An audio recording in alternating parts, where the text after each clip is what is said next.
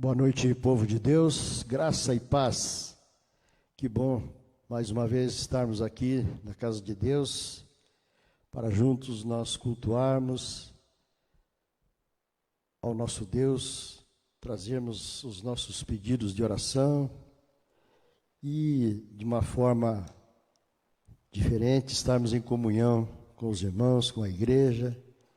Ainda bem que nós dispomos deste mecanismo em que a igreja pode chegar aonde você está.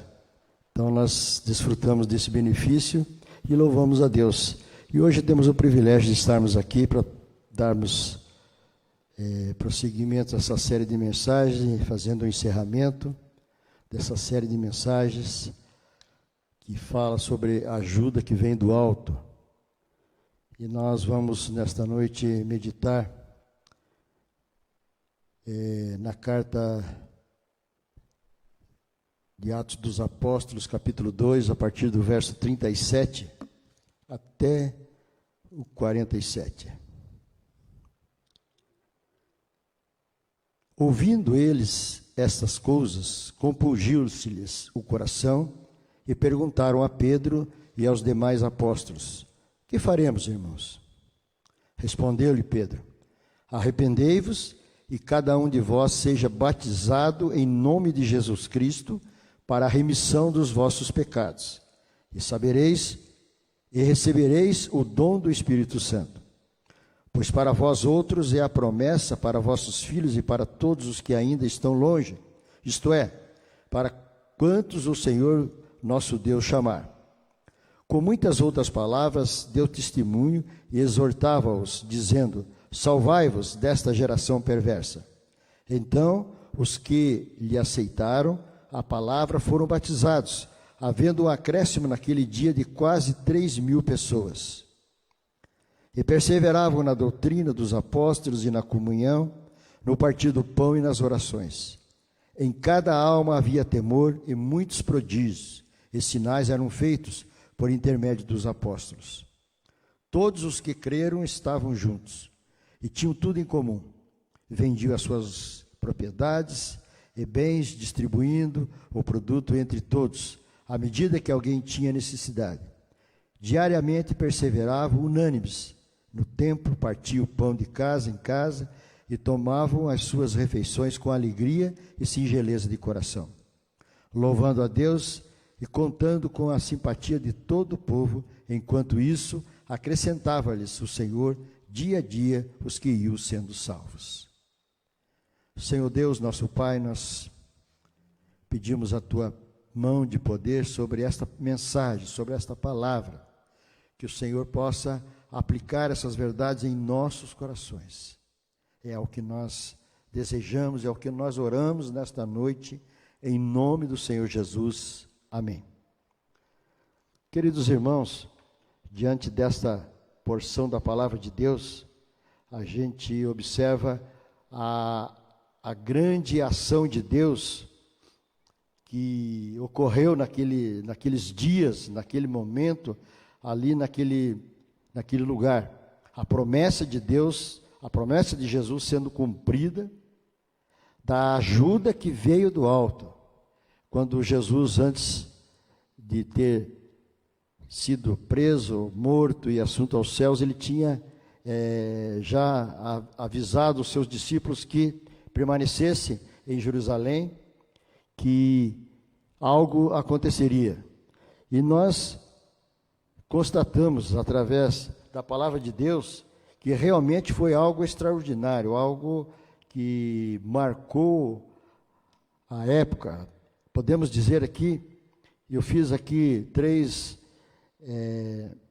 marquei 3 circunstâncias em que houve um verdadeiro impacto na vida da igreja. Nós retornando aqui no capítulo 2, no comecinho, a gente vai ver aqui o momento exato que ocorreu esse fato, essa ajuda se concretizando que Jesus havia previsto. No capítulo 2 do livro Atos diz lá: ao cumprir-se o dia de Pentecostes, estavam todos reunidos no mesmo lugar. De repente veio do céu um som como de um vento impetuoso, e encheu toda a casa onde estavam assentados. E apareceram distribuídas entre eles línguas como de fogo, e pousou sobre cada um deles. Todos ficaram cheios do Espírito Santo e passaram a falar em outras línguas, segundo o Espírito lhes concedia que falassem. Então, algo miraculoso, algo extraordinário ocorreu, dando cumprimento àquilo que Jesus já havia previsto. Nós observamos que essa ajuda foi algo necessário, foi algo extremamente, de uma forma extraordinária, rompendo uma série de barreiras. Haja visto que a igreja foi constituída, parte dos dissidentes, vamos dizer assim, da religião judaica, então onde eles tinham as suas práticas, seus costumes, mas agora uma nova maneira de cultuar, um novo tempo estava marcado. Estava instituída, então, a igreja de Jesus Cristo, conforme ele havia preconizado lá quando Pedro afirmou: quem sou eu, Pedro? Então ele afirmou que sobre aquela afirmação de Pedro, ali nasceria a igreja. Então, e tudo ocorreu nesse tempo, nesse momento. A instituição da igreja, podemos assim dizer que foi o impacto da ajuda que veio do alto. Algo totalmente novo, algo extraordinário. E no verso 21 do capítulo 2 ainda, a gente vai ver que o impacto mais impressionante, que a meu ver, é que a promessa se cumpre.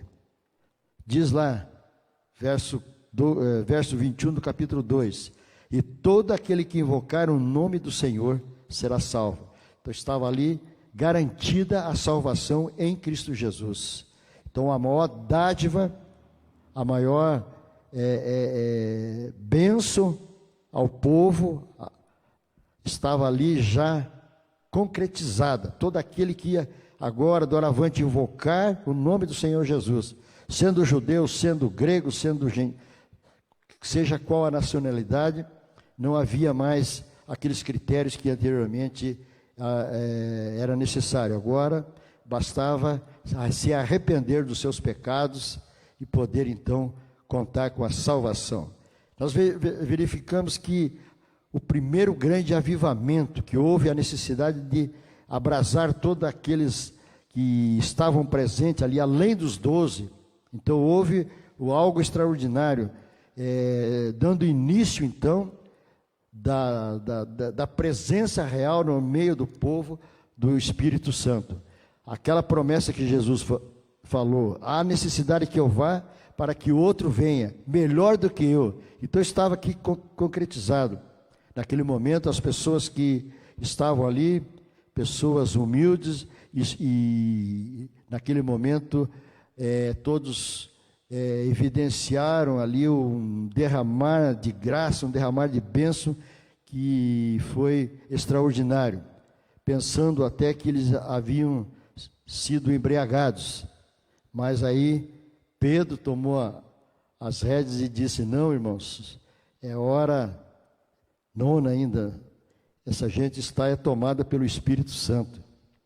Então, observando, meus queridos irmãos, o livro de Atos registra a dimensão desse avivamento em Jerusalém, em Samaria, em Antioquia, na Síria e em Éfeso, e de lá para cá são muitos relatos da obra vivificadora do Espírito Santo na história da igreja.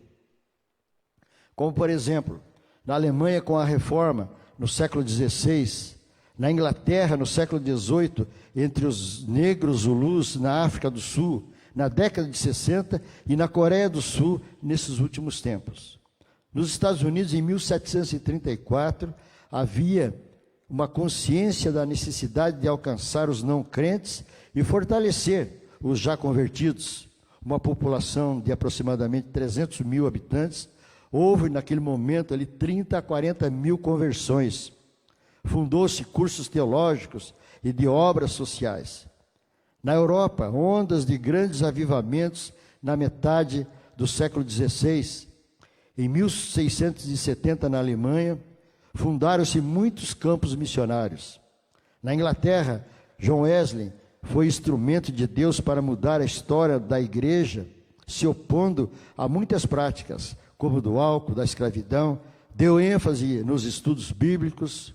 No século XIX, homens como Finney viveu nos Estados Unidos, sua pregação, igrejas foram renovadas e nasceram novas comunidades. Charles Spurgeon, professor de escola dominical de crianças, viu muitos pais serem convertidos. Sinais e prodígios eram comuns em suas reuniões. Moody, que viveu nos Estados Unidos, calcula-se que cerca de 500 mil pessoas entregaram-se a Cristo por seu intermédio. Começou a escola bíblica dominical com 12 crianças e em poucos anos chegou a 12 mil convertidos. Meus irmãos, esse impacto que impactou ali a igreja, dando início à igreja, esta ação miraculosa, dando início à revestidura dos crentes com o Espírito Santo, nos envolve até nos dias de hoje.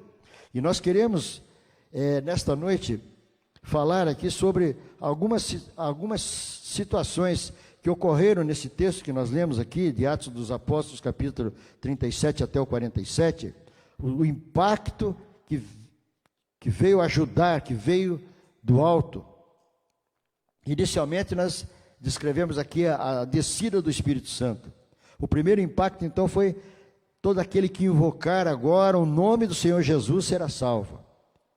E esse impacto se caracteriza transformação e mudança.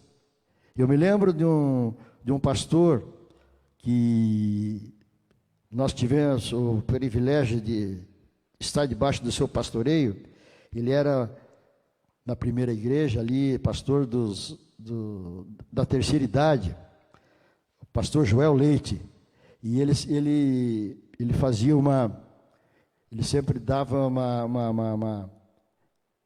contava alguns casos que aconteceram de transformação de vida quando realmente a pessoa se encontra com Jesus.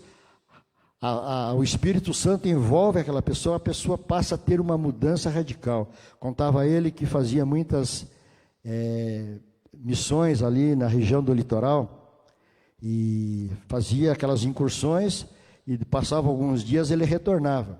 Então de longe ele observava aquelas casas humildes, já olhava aquelas pessoas que já tinham mudado as características da casa por fora, limpando o terreno, as pessoas já tendo uma organização maior. Ele dizia que de longe se percebia a transformação de vida, a mudança, a caracterização da presença real do Espírito de Deus. O poder da palavra de Deus. A palavra de Deus nos dá algo tremendo. E Jeremias, lá no capítulo 23, 29, diz: o martelo despedacedor. Não é a minha palavra, fogo, diz o Senhor, e martelo que esmiuça a penha? A palavra de Deus, ela tem a potencialidade de destruir, de fazer, de agir como fogo, renovando e transformando as vidas. Um poder salvador.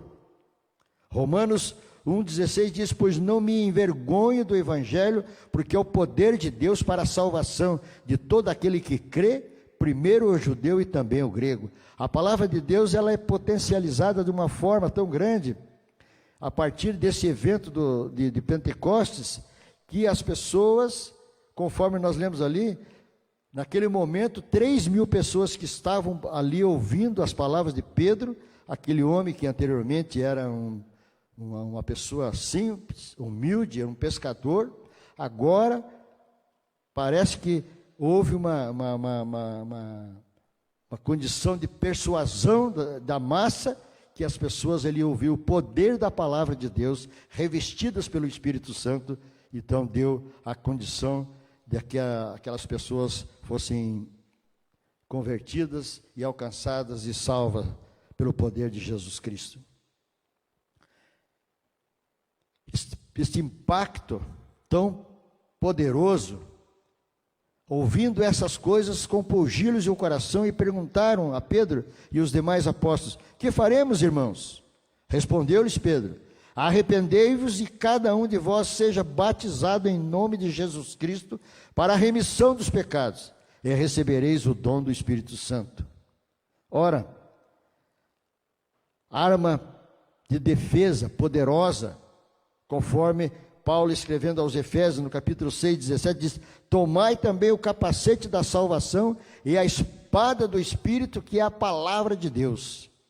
A revestidura da palavra de Deus, o poder vindo do alto, impactando a igreja naqueles primórdios e impacta hoje também. Quero te convidar a você a fazer uma nova aliança com Deus, um novo comprometimento com Deus, para que nós sejamos revestidos do alto, o poder do Espírito Santo, para que a nossa igreja atual, o povo de Deus atual, seja tocado, seja avivado, seja revestidos do poder, como naqueles momentos em que nós descrevemos aqui, aquelas pessoas que no decorrer do tempo foram revestidas do poder do alto e grandes coisas realizaram para a obra de Deus. O arrependimento, a contrição é a base de toda a estratégia de Deus quando desceu sobre a terra o Espírito Santo, revestindo. As pessoas foram se compungindo pelas coisas que anteriormente faziam e foram tocados pelo poder do Espírito. O salmista diz, lá no Salmo 34, 18, perto está o Senhor dos que têm o coração quebrantado e salva-os de espírito oprimido. O profeta Joel, capítulo 2, verso 13, rasgai o vosso coração e não as vossas vestes, e convertei-vos ao Senhor vosso Deus, porque é misericordioso e compassivo e tardio em irar-se, e grande em benignidade, e se arrepende do mal. O salmista ainda diz, sacrifícios agradáveis a Deus são o espírito aquebrantado, coração compungido e contrito, não o desprezarás, ó Deus. Meus amados irmãos, nós vivemos numa época difícil, em que temos evidenciado grandes fatos sendo transformando a rotina nossa diária. Além desse problema do vírus, nós temos visto aí problemas na política brasileira, tantas coisas que de uma forma ou de outra nós somos afetados e nós, como povo de Deus, precisamos dessa ajuda do alto, precisamos dessa revestidura, precisamos ser impactados com esse poder vindo do alto, para que nós possamos sobreviver, resistir e, apesar das intempéries, podemos anunciar a palavra de Deus, possamos ser um modo a ser seguido, sermos uma testemunha viva, não por falarmos, mas pelas nossas atitudes e pelos nossos atos. A igreja atual precisa dessa revestidura, precisa desses moldes, como aqueles homens humildes no começo, que estavam ali em Jerusalém, foram empossados para aquele poder, e grandes coisas Deus fez. Hoje nós também precisamos estar revestidos de toda essa autoridade e de todo esse poder do Espírito de Deus. Para tanto, precisamos estar nesses moldes em que a palavra de Deus aqui nos descreveu. Arrependei-vos cada um de vós, seja batizado em nome de Jesus Cristo para a remissão dos vossos pecados, e recebereis o dom do Espírito Santo. E a gente vai observando lá para frente que diariamente perseveravam, unânimes no templo, partiam pão de casa em casa e tomavam as suas refeições. E o mais importante, que, louvando a Deus e contando com a simpatia de todo o povo, enquanto isto acrescentava-lhes o Senhor, dia a dia, os que iam sendo salvos. Toda essa intempérie, todas aquelas coisas, mas eles angariavam a simpatia daqueles que o rodeavam. Somente aqueles que perseguiam é que não gostavam, mas o povo que ouvia a mensagem eram simpatizantes.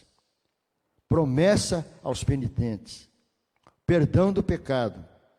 Deixa o perverso o seu pecado, o seu caminho, o iníquo e os seus pensamentos. Converta-se ao Senhor, que se compadecerá dele e voltar-se-á para o nosso Deus, porque Ele é rico em perdoar.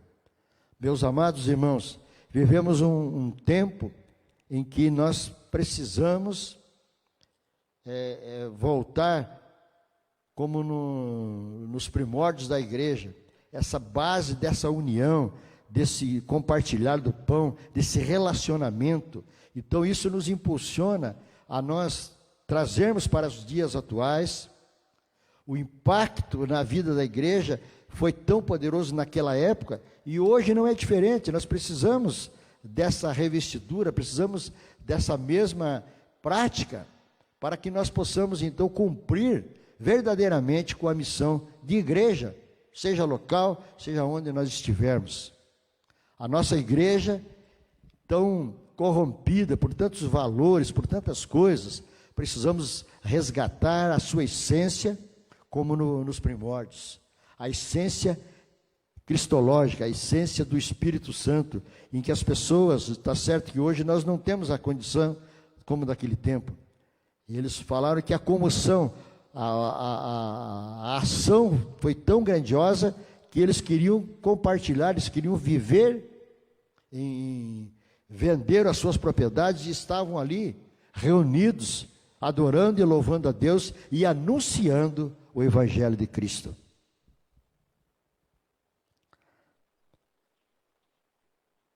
Trazendo vida. A promessa aos penitentes nos traz vida. E o profeta Ezequiel diz lá no capítulo 18, no verso 21, mas se o perverso se converter de todos os pecados que cometeu e guardar todos os seus estatutos e fizer o que é reto e justo, certamente viverá e não será morto. Então esta anúncio de vida é que nós temos que trazer para esse mundo que está tão afundado no pecado. E a igreja precisa resgatar novamente essa potencialidade de trazer a verdade à tona, confrontar o pecador com o pecado. A essência da salvação é o encontro com Cristo, abandonando o pecado, como nós lemos aqui. Arrependei-vos, o arrependimento, a necessidade de se confrontar consigo mesmo. O outro impacto está aqui, a partir do verso 42 ao 47. Se andarmos na luz, conforme o apóstolo João, na sua primeira carta, capítulo 1, no verso 7, diz: se porém andarmos na luz como ele está na luz, mantemos comunhão um com os outros, e o sangue de Jesus, seu Filho, nos purifica de todo o mal. Glórias a Deus. Precisamos desta purificação. A igreja de Jesus Cristo, nós temos visto aqui a evidência clara de que os tempos são findos. O modismo já adentrou na igreja, as coisas já foram corrompidas, mas nós temos a obrigação de mantermos a essência cristológica da igreja primitiva, da igreja que foi sacrificada, a igreja que foi maltratada para que o Evangelho chegasse até nós nos dias atuais. E é por isso que nós estamos aqui nesta noite, porque lá aquelas pessoas, juntamente com Cristo, logo depois de Cristo também, alguns foram crucificados, outros apedrejados, outros mortos, para que a palavra de Deus chegasse até nos nossos dias. Por essa revestidura, por essa ajuda que veio do alto, dando essa potencialidade à igreja. E nós verificamos aqui que era uma igreja exemplar que estava se iniciando, porque havia aprovação do povo, louvando a Deus e contando com a simpatia de todo o povo. Enquanto isso, acrescentava-lhes o Senhor, dia a dia, os que iam sendo salvos.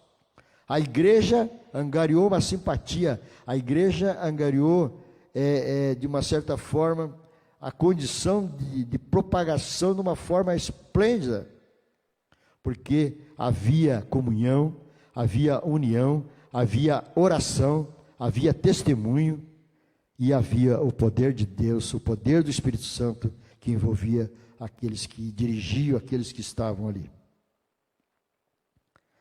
Era regida pela autoridade dos apóstolos, pelos ensinos de Cristo.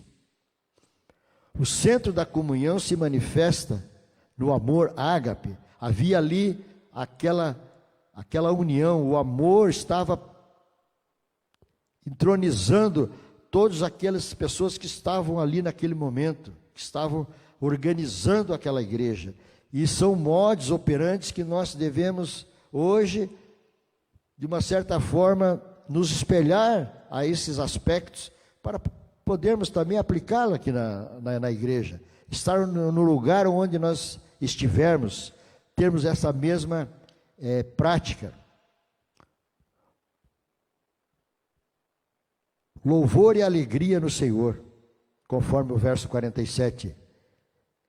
Louvando a Deus e contando com a simpatia. Crescimento grande, a reputação, conforme também o verso 47, havia uma reputação, o povo aceitava essa proposta com grande potencialidade. A frequência dos cultos, as pessoas estavam unidas de uma forma que não queriam mais sair do templo. Então são maneiras e modos que nós hoje devemos estar atentos para esses detalhes. A oração, o principal fator, a oração. E Deus, Ele se agrada quando o povo se volta para Ele, quando o povo para todas as suas atividades para orar. É algo que Deus se agrada. O salmista, no Salmo 5, e no verso 3, ele diz: de manhã, Senhor, ouves a minha voz, de manhã te apresento a minha oração e fico esperando. E o poder da oração, podemos observar aqui no livro dos apóstolos, um pouquinho mais para frente, quando Paulo e Silas estavam ali na prisão, após ter tomado uma surra, serem presos indevidamente, estavam orando e cantando hinos a Deus, e os outros presos escutavam, e de repente algo tremendo aconteceu.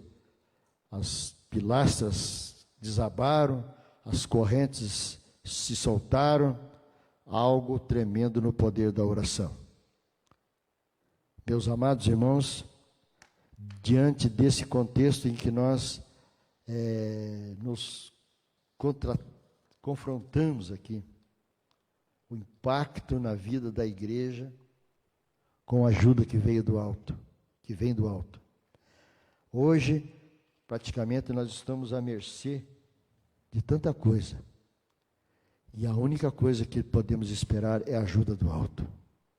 É um tempo, é um momento ímpar para que a igreja se una, como naqueles primórdios da igreja primitiva. E passamos a tomar as atitudes que aqueles primeiros cristãos estavam ali, unidos, perseverando na oração, sendo fiéis nos cultos, as reuniões, estavam ali, dividindo, compartilhando, ceando, distribuindo, porque nós não sabemos o que está por acontecer. Sabemos que coisas ruins virão, porque toda essa situação que nós estamos vivendo tem um ônus, tem um custo, e com certeza nós pagaremos. Para tanto, vamos esperar e vamos estar da maneira que esse povo estava ali, para que nós possamos receber essa ajuda do alto.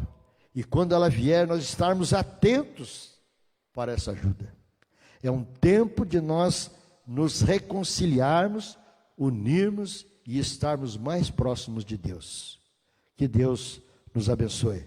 Que essa mensagem possa produzir em nossos corações algo de novo, algo que possa produzir efeitos. Vamos orar? Pai, nós te louvamos por estar aqui nesta noite e ter trazido essa reflexão para que nós possamos ser impactados com a tua palavra e esse momento em que nós vivemos, possamos coletar esses ensinamentos e que o Senhor possa aplicar em nossas vidas. Oramos agradecidos no nome do Senhor Jesus. Amém.